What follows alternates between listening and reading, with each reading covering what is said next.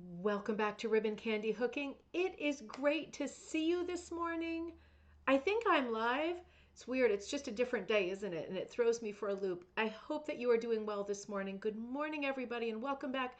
I don't normally run or I don't routinely run on a Wednesday just because of kids in schools and busy and crazy. But we didn't finish our conversation from Monday. We were talking about this phenomenal and eclectic fiber art show in Denver, Colorado at the Botanical Gardens. I think of the Botanical Gardens. That Karen Garbee was kind enough to send in a bunch of photos after having walked through the show. And the show is also being featured in Fiber Art Now magazine, which I used as the thumbnail for today. So I figured, before we go, Karen, there you are. Good morning. Good to see you. And Linda, good morning. Good to see you. Kirsten, good morning. Happy hump day. Oh my God, it is. It's Wednesday. Okay. Yes. I knew it was Wednesday because I'm running a show, but somehow it's like, oh my God, it's Wednesday. Does that mean it's already Sunday? Does that mean I'm going to blink and it's going to be Sunday? It's like, it all goes too fast and too crazy. Happy hump day, everybody. Welcome back. So I want to finish that content today because I want to do a whole different show on Friday night for cocktail night. I think I'll do a cozy show on Friday. I'm feeling sick. So, I mean, I'm fine. I'm standing up. So far, so good. But I definitely feel sick. So I want to do something a bit cozy. So maybe we'll do a cozy show looking at antique rugs, talking about merit and talking about value, something maybe where we look at rugs. We haven't looked at rugs together for a long time because of my move. Let's see what has been around and what's around now. Let's do that on Friday because that always turns into a very long conversation with lots of sort of detours that take us to different places. I will look forward to that. News. Let me give you some news while I'm still a bit focused. So this coming weekend, this is the weekend of. Let's do this on the phone. Well, today's the 17th. Today is September 17th, 2025, and this weekend is going to be 20 and 21. So this weekend is the weekend of the Adirondack Fiber Festival, and that is in Greenwich, New York, right? Careful there because Greenwich, Connecticut, right, is very well known, and it has the connotation of New York because it's a big commuter suburb. But no, this is the Adirondacks. This is Greenwich, New York. So for me, it's about 2.5 hours.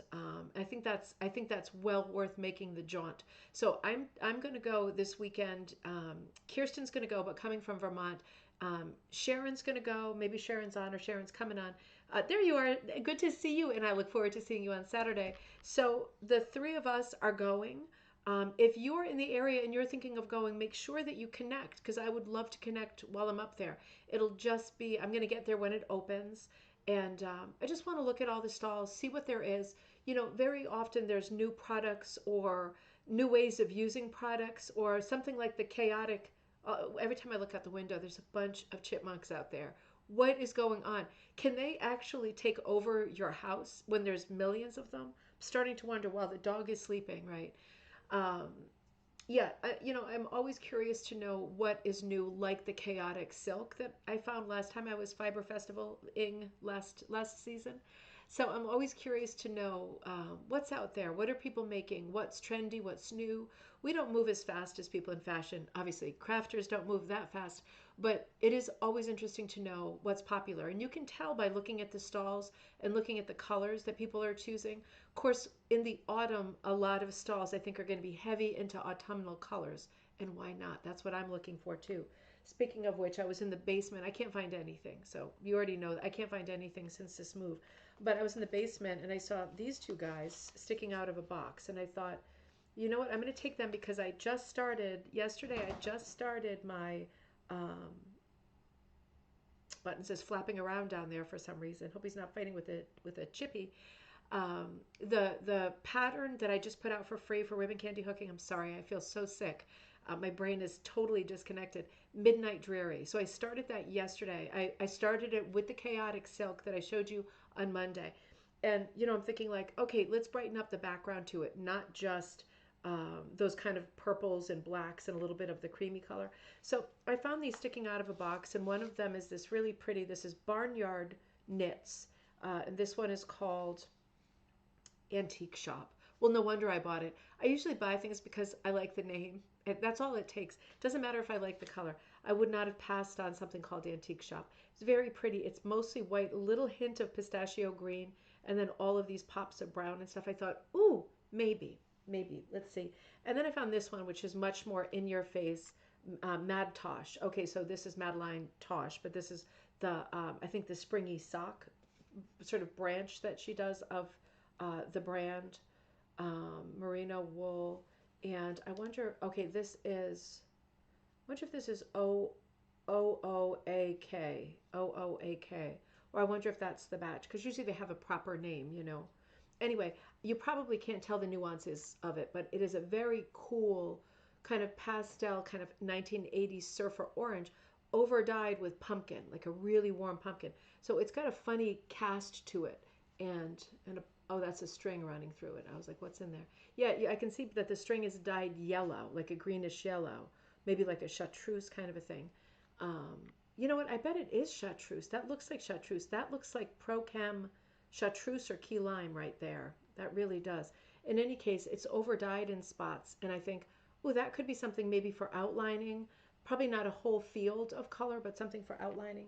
So I thought that was cool. And then I found, you know what? I'll show you that on a video later. I'm going to show you some stuff on a video later that I found, and I put on my workspace there. I've got that metal table there now. Remember I showed you I picked up this metal top table? It really is, I figured out in bringing it home, it is a regular table that just somebody's wrapped metal around the top, which I think it's going to be cold in winter because this room is like a breezeway. But I think it's going to be really nice to work on because I'm also dying on it. It's waterproof, you know. So I'm not going to be really upset when anything spills on it like I always was with my wooden tables. So I'll do a video later, and I want to show you some of the fun things that I found. Some of them when I was in Colorado last year or the year before. I found lots of cool stuff at a needlepoint store. So I thought, oh, screw it. I'm going to show you. Hang on. Let me show you this. And then I'll show you the needlepoint stuff separate. These are loopers I got at an antique store. I have two or three bags, but I can't find the others for now.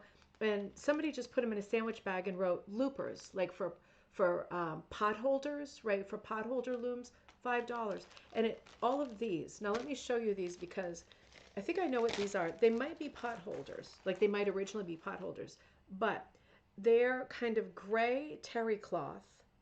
And here's a clue, they're already in a circle, they're a little bit stretchy, and they are kind of over dyed with spots of rust. So I'm planning to cut them and hook with them like this, but you can see the rough texture of them. They are terry cloth. Now, what's your guess? And I know you're going to guess because look at the back of them. What do you think these originally were? I'm not sure that they were originally loopers. I think they were. Judy, great to see you. Cheryl, great to see you too. Fallish day on the Cape. Oh my God. I don't think these were originally pot holders. And I think, let me show you the size too. I think they were something else that somebody over dyed. Can only be one thing, right? And the sad thing about that is it means I can't replace them unless wool PJs or long johns. Kirsten, maybe.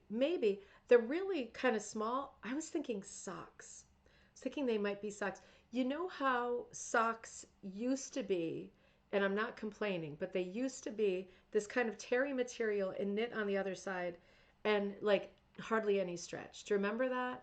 Because I remember that well, like having socks on around the house, you know, when I come home from school or whatever, and they were always kind of slouching down, like they were all raggledy-taggledy and never, you know, now we have a lot of spandex and synthetic content in our socks that give them good stretch. But back then, it wasn't that long ago that I remember socks were extremely lumpy bumpy and they just like always fell.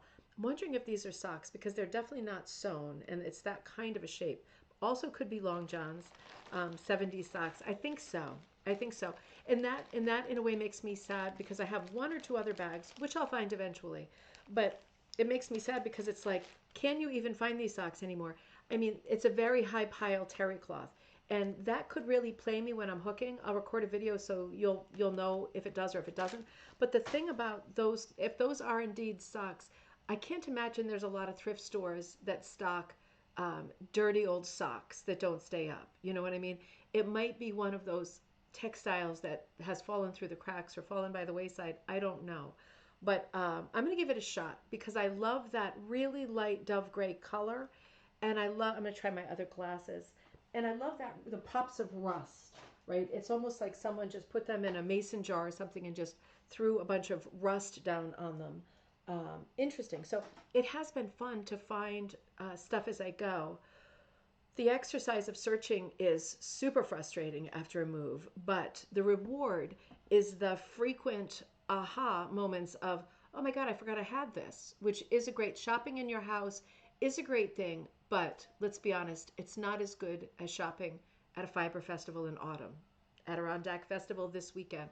I'm looking at Buttons the dog now. He's over across the kitchen. There's a tiny patch of sunlight that's like this big, and he's laying across it. Oh, now he heard my name, so he's coming. He heard his name. A couple other things before we start going through um, slides. So, oh, okay, one of a kind. Oh my God, Judy, thank you. One at a time was what I was trying to communicate. Oh, I see, I see. Oh, I missed that. One of a kind. Yes, that makes a lot of sense. That makes perfect sense. So, you know what? I'm glad I have that then because then it's just the one. Interesting. Of course. Of course. I'm not going to be very clever today, I've got to say. The kids were feeling sick like over the weekend. And I knew I was going to feel sick too because whenever they get sick, I get sick 2 or 3 days later, clockwork. So that's what's going on now. But it's okay, right? I'm not just going to lay in bed and waste the day. That's super boring anyway. So I got up, I dropped them off at school, and I started thinking, I had this thought as I was at this crossroads with this beautiful old industrial bridge. And I thought, what a beautiful place. I'm so happy that we moved. It is such a pleasure to leave the house and drive around. I'm not triggered the same way I used to be with people running red lights and being somethings.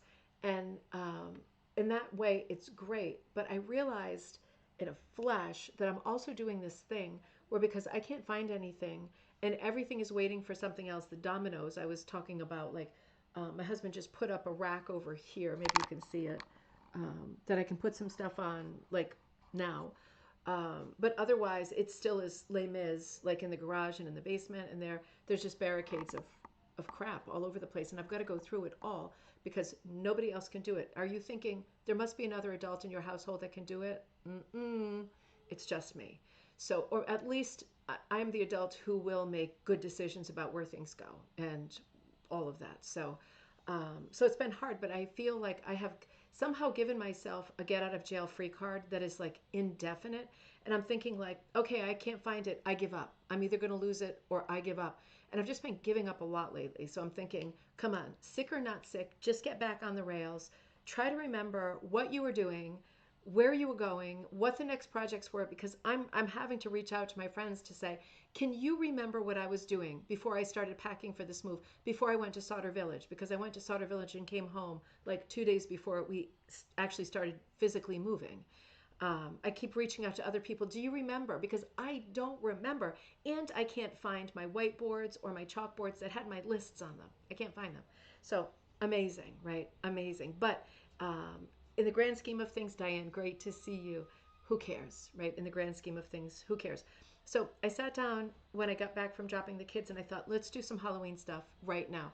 Because I wanted to get back to those painted canvases. By the way, oh, wait a minute. I have a few of the quilt series still in stock. Let me show you the ones that are still in stock.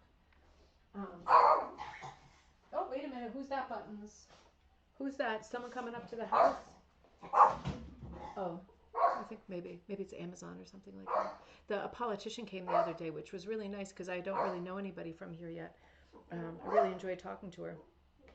These are in my hand right now. So this is, I think this was something dog, something violet. Do you remember this?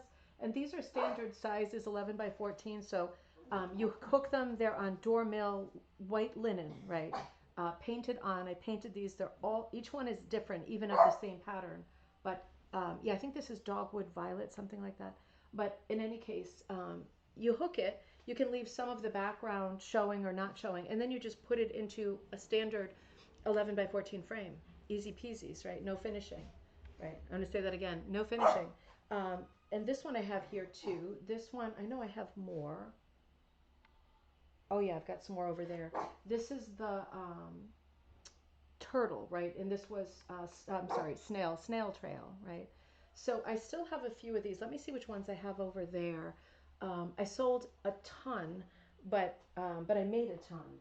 So, oh, hang on, something else fun to show you. Whew, I think I might lay down after this. I have to be honest. Oh, the original, the OG, the flying geese, right? So these are still here. Out of all the things I can find these. So these can ship fast. Do you know what else I found? And this is crazy. Remember how I've told you before, I used to try to work on needlepoint designs before I was a rug hooker because I did a lot of needlepoint. So I did this design here for Halloween. I was always a Halloween person. And it's a witch, kind of an 80s witch on her broom with her cat. And there's a ghost over here. And I painted it. This was like years ago. Yeah, I guess you can see it pretty good there. And this is in 2016. This is a needlepoint tapestry. And look, I even painted the colors that are in it. Man, I was on my game. I didn't do anything with these canvases or these ideas. But yeah, you can't do something with everything, right? But I thought that was a fun find. I might put that in a frame or something. Or if anyone wants to do it as a needlepoint, let me know. So I was thinking along those lines this morning, and I ended up coming up with, let's see, 1, 2, 3, 4, 5, 6, I think 9 designs in a quite short time. And I'm just demonstrating to you how small I do my designs. I always say I design on Post-it notes and really small pieces of paper. And I definitely do. This is like a little pig. It's called October Sniff, and he's sniffing at the pumpkins on the vine. This is like a small little pumpkin with leaves. It's called This is Fall, or yeah, This is Fall. And this is a modified version of my cat's paw sampler, and the Hooker's Halloween. So this afternoon and tonight, I'm going to paint. These are all going to be painted. I'm going to paint all of them. This one I'm still playing with, Beware Little Mouse. And yeah, these are tiny designs. This is called Eye of the Beholder. And the squirrel is kind of looking at the mushroom, and there's a bunch of lamb's tongues. But I just, when you feel it, you do it, right? And when you don't feel it, you give yourself a pass, because no great inspired work comes out of you not feeling it. So when I feel like sketching, I sit down and do it. But I really do work on tiny pieces like that because I'm much more of a primitive wide hooker. And if I create stuff that's really complicated, which I do, it has to be huge to hook it properly and to do justice for the design. So I love doing tiny designs on little scraps like this big, like just a little bigger than a postage stamp, smaller even than a sticky note, because I know that when I blow it up, it is still going to be a primitive, and it can be 11 by 14. It doesn't have to be a tapestry, right? And then it can still go into the frame. I love tiny designs. Me too. Oh, Sharon, you're almost done with the fish. Oh, that's amazing. Oh, I'm so glad. I can't wait to see it. Yeah, that challenge is ongoing too. The fish, the sheep, and the bird. Yeah, a lot of those are being done right now. And I'm so excited. I love seeing them. Speaking of fish, I just want to read you a poem to get us started. It's an inspirational poem that I really loved. And I read it the other day. It's from this book called Fitting In is for Sardines by my favorite poet, John Rodell. Let me show you that cover again. Um, I just love, I love him. I love the casual nature of his writing. And I was having a conversation with Teddy, and we were talking about poetry because he's not really studying poetry in school yet. They just read the Roald Dahl short story, Lamb to the Slaughter. Do you know that one? It's one of the great sort of horror short stories of all time. Very, very, very good. But we got talking about literature, and and I started talking about poetry and his opinion of poetry. I mean, I think he's exposed to very little to none, and I think his opinion of poetry is it's like bewildering, and he doesn't get it, and it takes a lot of concentration, and it's meaningless, right? Like it's like Scrabble, right? Scrabble words. So I took out my John Rodell and I read this poem to him. This is for you too. Now, the poems in this book are numbered. It doesn't have a title, so this is number 3. And it says, be so very careful when trying to fit in with everybody else, because accidentally, someday, you just might. Stay fully wild, star child. Ride your watermelon bike. Wear your polka dot pants. Dream your dripping honeycomb dreams. Remain always untamed, free spirit. Don't give up on what makes you different. Be the red umbrella. Be the horseshoe nebula. Be the dancing fool. Be the mismatched socks. Be the walking piece of rainbow shag carpet. Because you weren't plucked from nothingness to simply fit in. You were created to make us gasp. Seduce us with your strangeness. Wear your authenticity like lingerie. Quit pretending to be so khaki while you are covered in so many watercolors. Continue being weird, my beautiful weirdo. Remember, fitting in is for sardines. And that's what the book is called. And I'll tell you, I read that also at the church at the beginning of one of our meetings. And Teddy was like, "That's a poem?" And I said, "Yeah, I think if they're teaching you poetry, they might be starting with like Shakespeare or Keats or Percy Shelley or something like that, that really isn't accessible. Whereas there is so much beautiful poetry out there that speaks directly to you and is easy to resonate with because of modern language." I thought that was very inspiring, and yeah, maybe that inspired you too. All right, I am needing water and no one is in sight. So let's do this. Let's do this. Today might be the day of the Dayquil. Who knows? Let's get rid of this. And we were looking at the end, we were looking at the back of that piece we looked at on Monday that I found on Facebook Marketplace that was, I thought it was a hooked piece, but it wasn't. It was a sewn piece. And let me come over here. Wait a minute. We haven't been there yet. Yep, this is where we left off. Okay, so this is where we're at now. And again, we are looking at some of the very unique work that is currently being displayed at the Denver Botanical Gardens. Now, hang on while I go to Karen's email.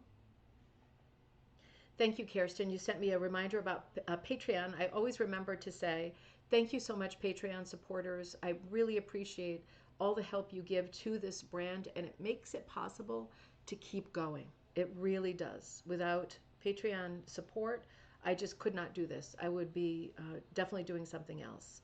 I would have to. Hold on one second. I'm just looking for Karen. Karen, because you sent me lots of detail on each of these striking pieces. Now, are you thinking, is this fiber? This is fiber.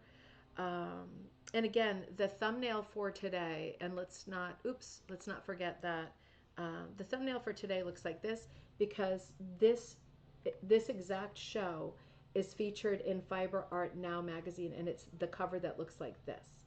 So if you're out looking for that, you will see the write-ups on all of these pieces that we've been looking at Monday and today. Now let's find this very unusual vessel. There it is. Holy moly's.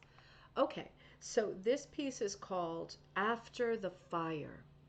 And this is by Lynn Dees, Dees, of Bedford, Texas. This is made of rattan, recycled cat food bags, recycled livestock feed bags, wooden beads, oak, acrylic paint, weaving, and twining. That is so curious. And Lynn says, after the fire represents the regrowth of the Colorado forest after a lightning-caused wildfire. The Sylvan fire in 2021 devastated an area south of our home, and I hiked to the area to witness the damage firsthand. I vowed to create a piece each year to illustrate the regrowth of the forest. Fireweed is one of the first plants to colonize after the vegetation disturbance. The vibrant beauty of the magenta flowers contrasts with the stark black burned pines in the otherwise denuded landscape. Oh, that's a good word, denuded. Gradually, other grasses and plants return. Beauty can and does emerge after disaster. Let me show you the picture in the thing too. Coloring is always a little bit different. Sorry, my camera is in the wrong place. Something changed. There we go. Let me show you this on my phone. So that's one from Fiber Art Now. You can see the amount of color in this woven piece. But isn't it interesting and curious to know that Lynn is using, let me show you again, Lynn is using things like recycled livestock bags and recycled cat food bags. I mean, doesn't it just give you, I mean, as rug hookers, right? We come out of a history and culture of women repurposing old everythings, right? Not just clothes, everything. And it is nice to see that philosophy carried over into other crafts, because certainly, whether you classify this as weaving or sculpture, certainly weaving and sculpture are not known as thrift crafts, right? Rug hooking is, quilting is, but weaving and sculpture, I mean, you can weave something out of like thrifted material, but it is not what the craft is known for. The craft is known for quantity and precision, and obviously sculpture is its own beast. So it's interesting to think and remind yourself that you can cross over intention to other crafts as well. Now, this is a really unusual one. Let me grab this photo, because when I first looked at it, I thought the one on the left, I thought, like, is that mushrooms or oyster shells or something? Let me see if I can figure out what it is. Oop, no, I thought, wait a minute, I thought I had it. Fooling around in two places at once, and when you're not feeling well, this is taking all my brain power. Okay, so let's look at the one on the left first, and okay, let's find out. So I'm gonna stretch this open so we can look at this one first.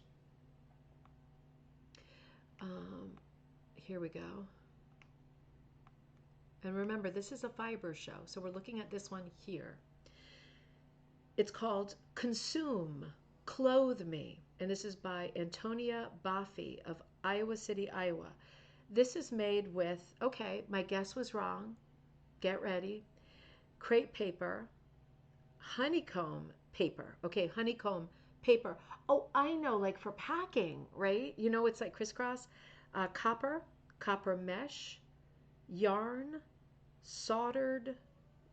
Okay, so the techniques are, it is soldered, meaning heated with metal, right, to be bound, joined, sewn, etched, and it says patination. So um, that means putting papers together in order. So that's a weird one. I am not a sculptor, and so I'm having a hard time picturing that. Or maybe patination is patina. No, I'm thinking of pagination. Patination is patina. So she is adding, and maybe the photo I'm looking at is easier to see, adding color and what looks like making it look aged to the honeycomb texture, which I think is the honeycomb paper. Interesting, right? Because, yeah, let's see what she says about this. It's such an unusual piece. Consume, clothe me is a mixed media piece created using crepe paper and honeycomb paper, yarn, copper mesh, etc., etc. It explores the intricacy of human relationships viewed through the symbiosis between fungi and environment, specifically mushrooms and trees. It is part of a wearable art series titled Consume. This artwork emerged as I observed how our environment and relationships shape and affect us. The copper mesh and three textured sheet represent the different strengths of a person, with the crepe honeycomb paper, mushroom symbolizing the delicateness of relationships and how it can consume and transform a person. Oh, this is some high art here. This is some heavy art. Honestly, I would have to read that again to really let it sink in. But I understand that this is a highly symbolic piece that wants to address and direct your attention to human relationships and the contrast.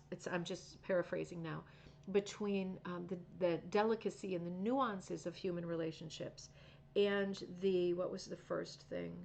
The fungi, the environment. So, yeah, interesting. I would want to have a much longer conversation with Antonia about this, because there's a lot of conversations in here, right? When you're beginning the premise for the piece on huge abstract ideas like this, it is challenging. but she has done something that is really, let me show you one more time here, has a really strong, I just want to be sure that's in focus, fiber nature. And it does feel like mushrooms to me. I mean, the day before yesterday, I went walking. There's tons of woods behind the house that we didn't know were there. And I was super worried about bears. I was clapping like every 2 seconds. But there were so many different mushrooms back there. And I love to eat mushrooms. I'm not a mushroom person. There's probably a name for that. But I was thinking before we went back there, I thought, oh, I'd love to sign up for one of those mushroom walks where they take you out in the woods and they show you all the mushrooms and tell you what you can pick and what you can eat. And there was a guy selling mushrooms at the farmer's market down at the bottom of the hill on Sunday. And I thought, ooh, interesting. This is like a language that I don't speak.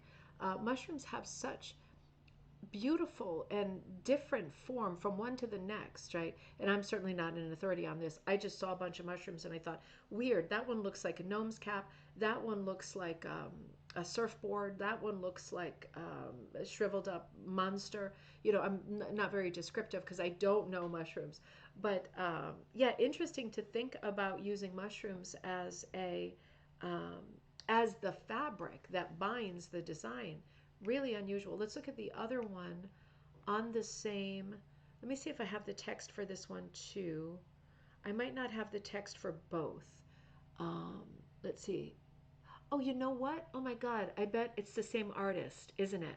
And one of them is like the mushrooms and the other one represents, they are representing two different things. I think it's the same artist. Oh, wait a minute. Maybe I'm wrong. Hold on. Nope, I'm wrong. This one is by Ginny Holmes, the one over here. Let me make it bigger.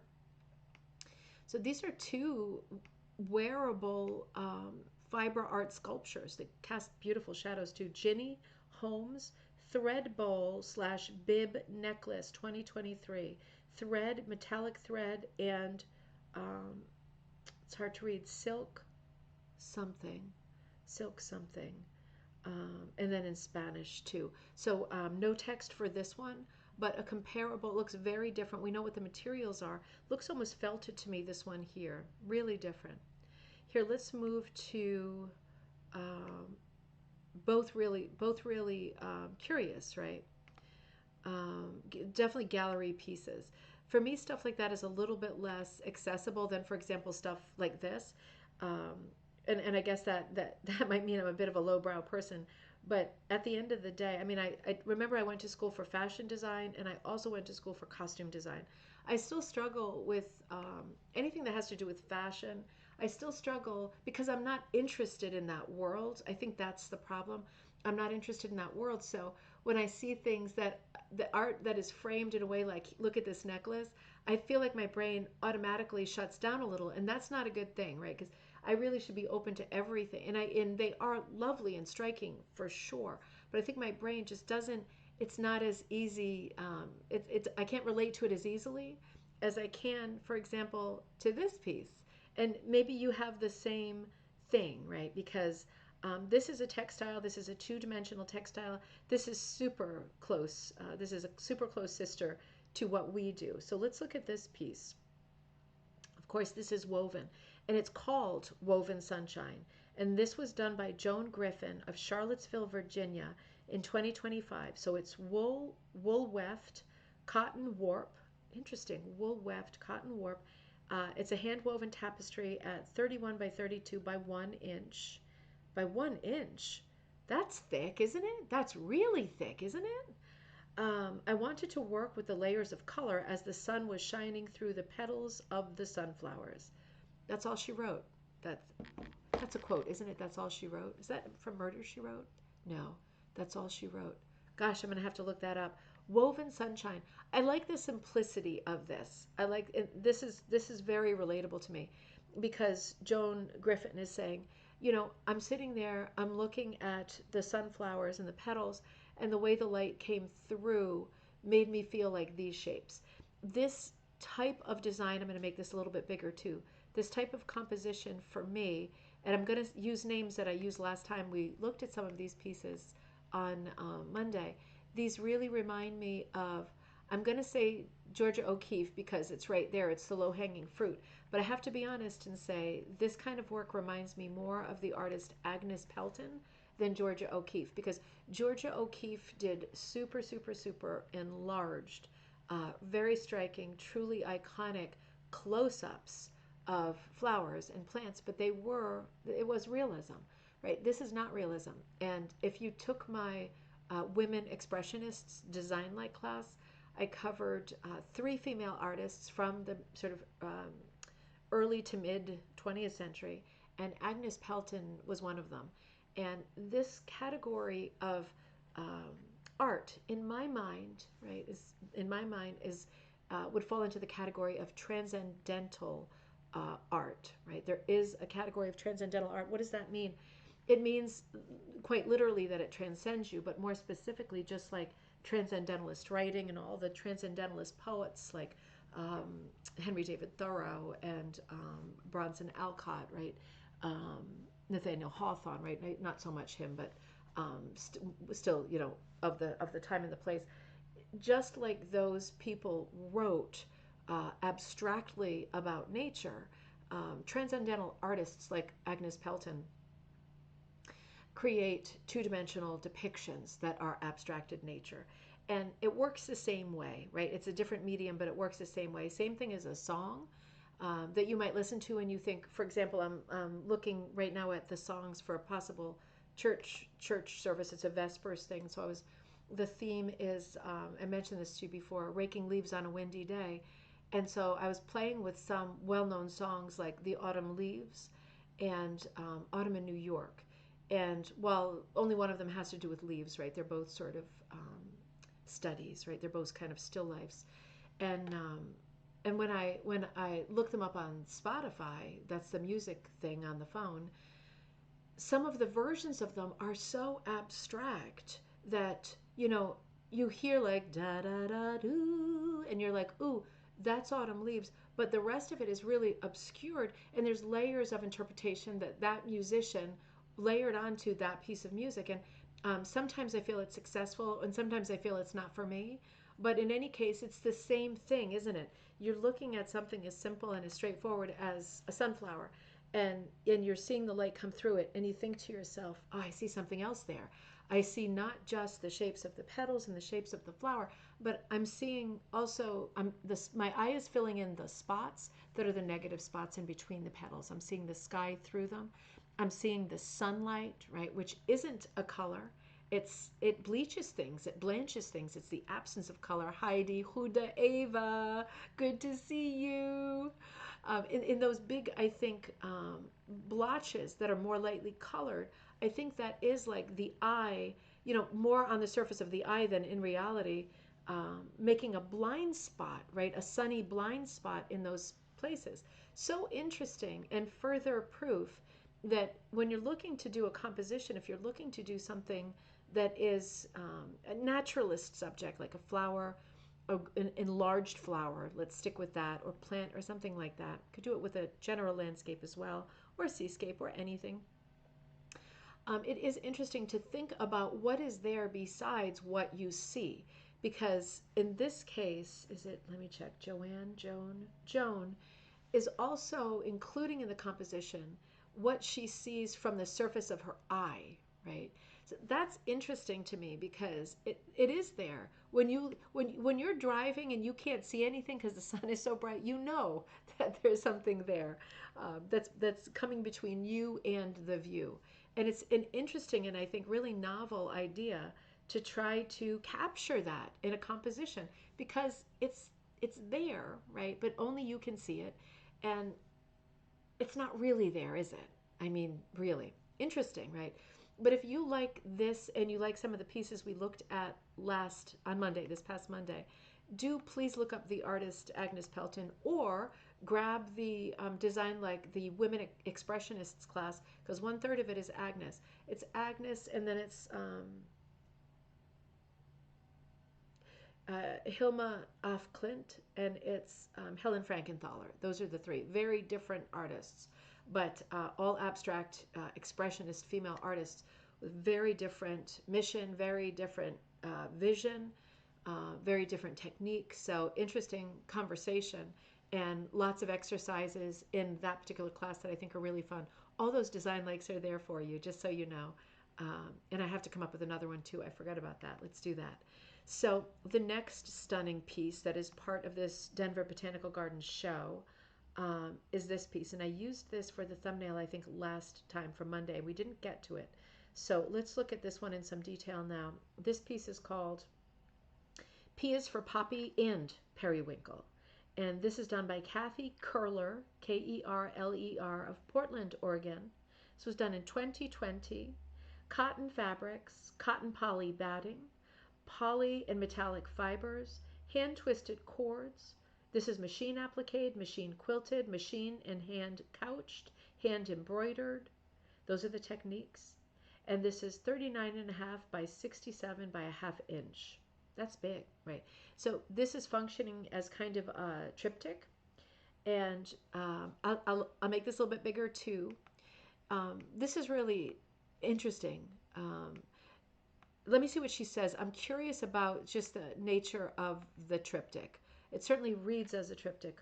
I think it might be that it's not connected like fabric folds. I think it's 3 distinct panels. And I think that because the magazine Fiber Arts now portrays it like this with the white in between. So so it's 3 distinct panels. It is not joined.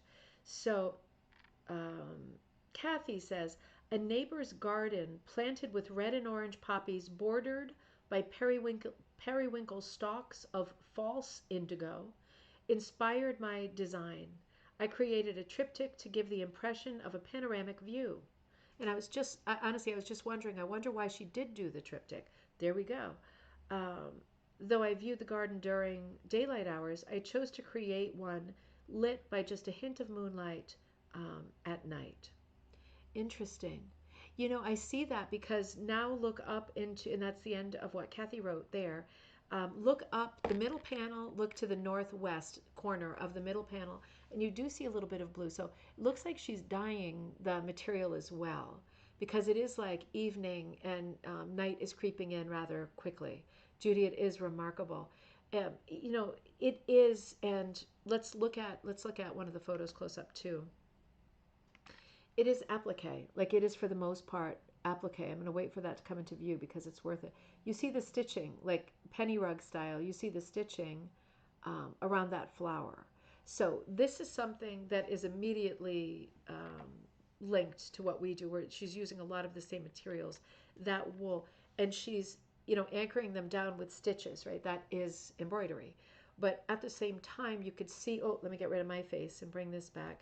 You can see how there's so many ideas in this one piece that would be very easy to carry over into a rug hooking piece. For example, Heidi says, I love how she's playing with the light of the night. It is so, me too, Heidi. It is so, my oak. Is that right, Heidi? It is so mysterious, isn't it? I love mystery. I love reading mysteries. I love real life mysteries, not so much the gory crime ones. I love to feel like the little touch of mystery. And to me, mystery is the same as magic. There is something about ik ook. Thank you. There is some, I'm losing my Dutch so fast, Heidi. I'm losing it so fast. There is something about this composition that is very decorative, and some people might say it has a William Morris feel just because of the repeat patterning. It doesn't for me. The multitudes, right? The quantity feels like William Morris. It's very bountiful, but at the same time, it is not measured at all. It is very irregular. And for me, that's part of the magic. But there is something so enduring and strong about this composition in that coming out of a bed of sort of ferns, right? The primeval ferns, the ferns there before the dinosaurs, forests of ferns, right? Rising from this bed of ferns are these super strong, very structured, fragile plants, right? Both the false indigo, the periwinkle, right? The way that those forms are rising up so strong and not bending, not folding, not stepped on, not buckling, right? Strong. Same thing with the poppies, right? These giant blooms on these tiny stems, so strong. And there is so much strength and positivity for me in looking at this piece because of the vertical nature of it. It is a strongly horizontal piece as we look at a chunk of low landscape, right? It's not a landscape with a distant view of the water and the clouds. This is a low landscape. It starts at ground level, right? We're looking at dirt and ferns, and it grows this low setting. It feels like it grows so high, all of these plants. It's magic, right? It's just an extraordinary piece. Um, I absolutely love this piece. And I love, and I'm thankful for the explanation of the triptych, because when I think about it, adding two, I like the proportions of it as well. Like the two triptychs don't make up the one, so it's not like a religious triptych where the sides could literally fold in and close in on itself. The sides are much bigger, like it's an oversized triptych. I love the proportions, but I just love the idea. If she had just done the one, put your hands up and cover the sides. If she had just done the one panel of posies, it would be like, wow, look at them posies. Those are pretty. And the periwinkles, oh, those are so pretty. But when she adds two separate pieces of more posies, it's almost like making a statement like, and then there's more. And then there's more. They just keep growing. It all just keeps going on, right? There's something very poetic about there being more and then more. And it gives you the impression and relays the storytelling like if you were standing here in this forest and you turned around, you'd be surrounded by them, right? It goes on forever. It really is a charming piece.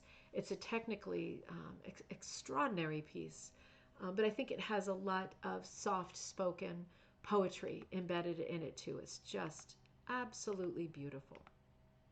This is another piece that's really extraordinary. I'm going to make this bigger for you too. Let me do that first. Um, I started small with everything because I always like it when you can see the frame and you have a feeling in your head of how large it is. When you see things cropped, right, it's like somehow really confusing, isn't it? So this piece is called Audubon's Echo 2, the number 2. Lucy Newman of London, United Kingdom. This was made in 2024. This is made out of pre-consumer waste fabric. Oh, sorry. I shut it off. How did I do that? I'm sorry. Nope. Pre-consumer waste fabric. And this is all hand embroidered. So she's using recycled consumer fabric. It doesn't say specific. Well, maybe she does tell us later. And she's embroidering. I'm going to make it even bigger. Because that's it for this one. This isn't like a laundry list of techniques. This is pretty straightforward. Can you see all those strikes of color? So she writes, in Audubon's Echo 2, I envision the future of florals amid technological interference and catastrophic change. Using hand embroidery, each stitch embodies nature's adaptation and resilience, capturing organic forms altered by imagined mutations. This piece reflects my fascination with the collision between natural evolution and imposed technological transformations, a concept that speaks to both the vulnerability and the strength inherent in living forms. The work aims to present a speculative vision where the line between naturalist and synthetic blurs, showing life's potential to endure and reshape itself in response to extreme conditions. So this is another piece that is about a message, right? There is a larger message here.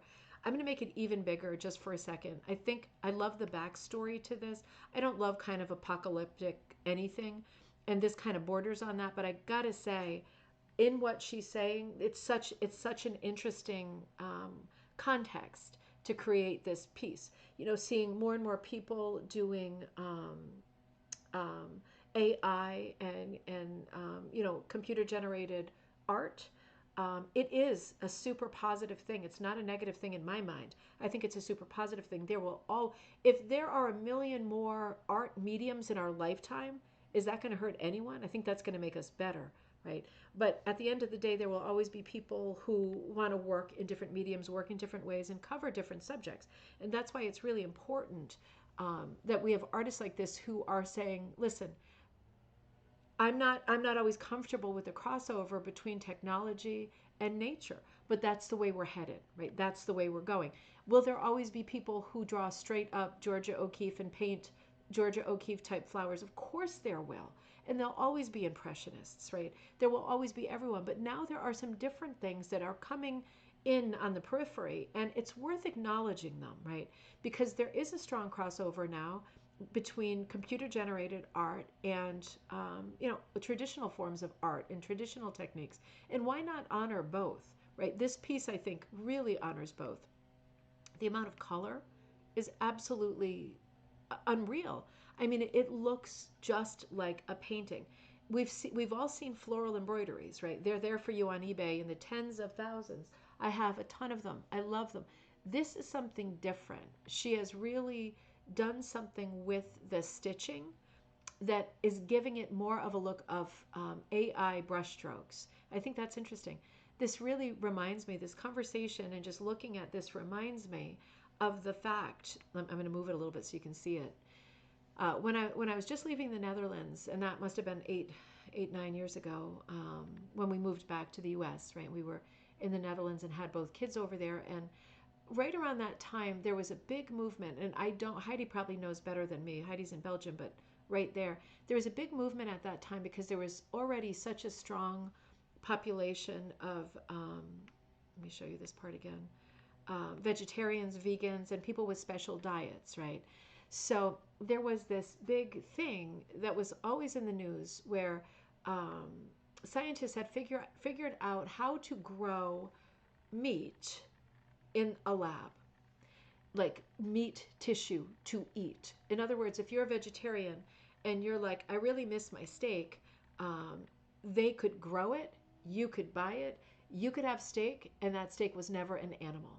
So, okay, it maybe brings up religious questions, fundamental questions. Let's not do that now. But you see what I mean, how for a lot of people who are like, when I look into a cow's eyes or a pig's eyes, there's no way I'm going to eat that animal. Well, this eliminated the animal, but still gave you the meat. So it's just an example of how technology, science and technology, keep moving forward, right?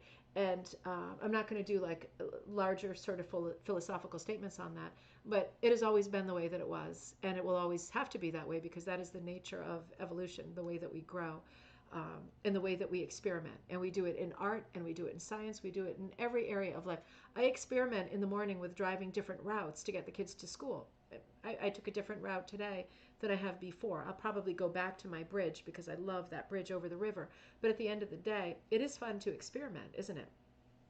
I think this piece refers to this moment in time when there really is more experimentation, or at least we're more aware of it than we ever have been before. Now, here's another piece that is a three-dimensional. I'm realizing stupidly and very late that a lot of these pieces, well, they're all they refer to natural forms like plants and flowers and botanical gardens, right? So it's all starting to make sense. It just took me a while. This piece is called FR, just the letters FR 2019, and this is by Rian Swerat from Brooklyn, New York. And this was done in I'll make this larger too, 2023, polyester, silk thread, rayon thread, fishing line, copper wire, wood, and embroidery. So you can see the wood. Let me make this larger and we can see some close-ups of what's going on here. This is like a mobile that you'd hang over a child's crib or something, except it's up against the wall. It reminds me of a drying rack, for flowers, or spice rack that you kind of drape them over or over the rafters of your old-time kitchen. You see where the fishing wire is at, and you see where the wood is at. But all of these beautiful textile-rich flowers. So Rian writes, during the 2020 quarantine, I found myself craving travel and the ability to be in new spaces. Something I've always done while traveling was to collect and press wildflowers. The colors gradually fade over time, changing into entirely new, muted shades. However, I found in looking back at these collections, it was the original vibrant shades that my mind's eye saw. Ooh, that is so beautiful. That's so true. Your brain would substitute a rose for example, if it was a red rose, it would substitute, wouldn't it? This color shift fascinated me. For my Pressed Memories series, I have sewn these plants into both states, recording the life and death of the flowers in stitch. Each work is from one locale and true to size. This is unbelievable. Let me show you, now that I know that part, oh my God, look at this. You see all the stitching in that flower there? Oh my God. So actual size, these flowers are actual size. This is such a beautiful idea. It speaks to the idea of memory and I'm going to choke myself up, the power of memory, the way that we do our brains, when something that you love is locked in your memory, your brain does build bridges. It's absolutely true. It's the same reason that, for example, if God forbid, like one of your dog or your cat has to have surgery or has some kind of a traumatic event, it always helps to put like your sweatshirt into the little bed as the animal is recovering, because the animal's brain will make the connection to home and to positive stuff. And because it is positive, it will help. So the same idea with the shift of color, things may fade, but your brain does remember the original form. You're holding something that has mutated, but your brain remembers the original form. What a beautiful idea for a series. All of these pressed flowers during 2020 when she could not travel. Rian, right? Let me see. Rian. Yep. When she couldn't travel because of the circumstances of COVID. And instead she started this series. I think this is absolutely gorgeous. There's the text for it. And a lot of wild, fluffy embroidery, right? Isn't that gorgeous? And Karen, you said something over here about this one. Karen wrote, I like the perspective from ground level, like I was a wee person looking up into the flowers. So true, isn't it? It has that, I always say Jack and the Beanstalk, but it does have that Jack and the Beanstalk feel to it. So beautiful. These pieces are so extraordinary. Some, I'm sure for you too, some strike me obviously more than others. Weirdly, this strikes me real well. Typically don't like installation stuff like this for myself. It just doesn't, I usually walk through it and go, dang it, that was in my way. But this, for some reason, speaks to me differently. This is obviously a large installation piece, and this is called Tempus Fugit by Ixchel Suarez of Warkworth, Canada. This was made in 2024. This is made of tulle, the fabric tulle, diverse yarns, Tampico fiber, metallic threads, other non-textile fibers. This is an art installation. This is the techniques are sculpting and contemporary quilting. Interesting. So this is 118 inches by 97 inches by 267 inches. So the installation, I'm guessing that includes the space around it, where it's kind of bracketed off, right, with the orange stripe, because you can't. First of all, people can't. I don't know if they're allowed to walk through the specific one, but if you're standing in the middle of the sculpture, I know, Diane, I'm the worst sometimes with modern art. I do love some kinds of modern art, but others sometimes I just don't have the mental space for. But yeah, I could see how if you're standing too close to it, it's meaningless. But when you stand back, it does look like a forest, doesn't it? It's super evocative. It looks like a floating forest at that. So the text is Tempus Fugit reflects the fleeting and fragile nature of time through a fiber art installation crafted from textiles and mixed media. I'm guessing there's some paper in here too for structure. Inspired by the Latin phrase time flies, this piece explores the interplay between time, human existence, and the natural world. Layers and textures mirror life's complexity, with each strand symbolizing interconnected moments.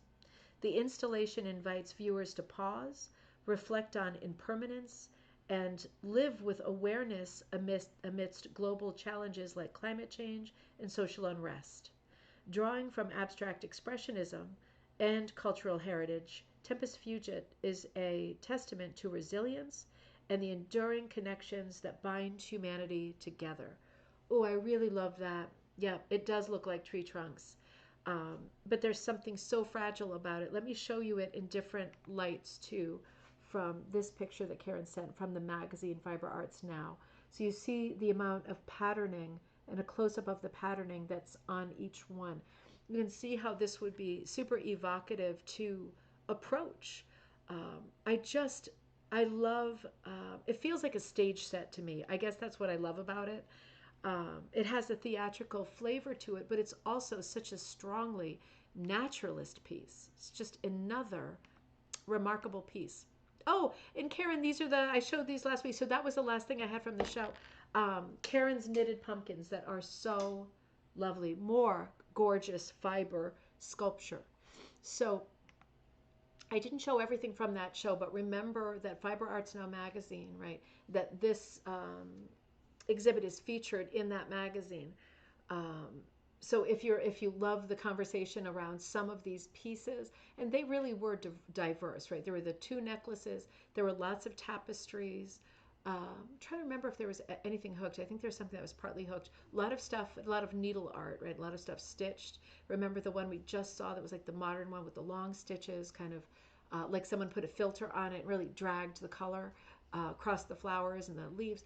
I mean, such different conversations about how to look at nature, and what a great place to approach it at the Botanical Gardens, right? When you're already in that mindset. You're not there if you don't like plants and flowers, right? You're not there unless you're on a field trip. That's possible.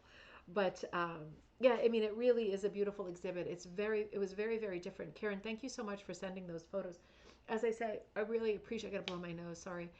I really appreciate it when you all send stuff in that we can talk about and look at together that is fiber related, because I can't get everywhere, and obviously I can't be everywhere. God, do I wish I could. I wish I was omnipresent. I really do. It would make life so easy. I'd be over at the school right now, getting ready to pick the kids up, and also sitting here working on new patterns. But and also exercising, right? Not really, not really. I wouldn't be doing that.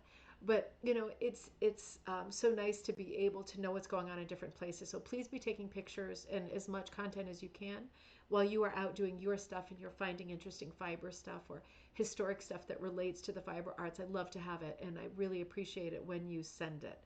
So thank you so much, Karen. And again, I want to remind you, Friday, I will see you on Friday, because we're going to be doing a cozy night, a cozy rug night. I'm going to record a video in a few minutes using some of these fibers I've got here. And I'm going to be at the Adirondack Fiber Festival on Saturday. It's Saturday and Sunday in Greenwich, New York. So be thinking about that too. So we will see each other on Friday. Maybe we'll see each other in person on Saturday. If you are, please send me an email. Don't think like, oh, Deanna doesn't know who I am. Like, I don't want to bug her. Please send an email. Please, so we can get together, right, and chat. And then we will know each other perfectly. Great opportunity, right? So make sure that if you are going and you want to connect, please connect. I have to admit and just give you I don't want to give you the impression that I'm going to be sashaying around being super present. I'm going to be like an animal with rabies who's going from stall to stall in scarcity mode, checking things out like there's something wrong with me. So be prepared for that. I go into crazy mode, right? When I go to fiber festivals, I get crazy. But eventually, when I feel a little bit sated, I stop and I eat or drink before I fall down. And then I go a few more rounds. So be prepared for that. I'm always sincere, and I love seeing you. And I hope that we can do that kind of feverish circuit of the Fiber Festival together. I'm really looking forward to Saturday. Thank you, too. Yeah, it's fun. I like being on 3 days a week. I really like it. I'm going to do it as often as I can. I will see you all on Friday. Remember to put on your calendar cocktail night, 7 p.m. Eastern Standard Time. We will be back together then. And think about whether you can make it to Greenwich, New York on Saturday or Sunday this week.